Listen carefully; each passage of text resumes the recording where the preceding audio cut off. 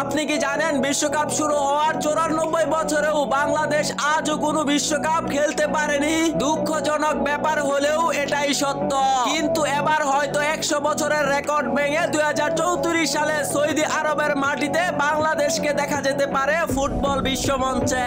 হ্যাঁ দর্শক, বলছিলাম প্রবাসী বাঙালি ফুটবলের শিকড় যে রয়েছে বিশ্ব ফুটবল মঞ্চে। আপনি যদি সৌদি আরব বিশ্বকাপে কিভাবে বাংলাদেশ বিশ্বকাপ খেলবে জানতে চান তাহলে এই ভিডিও।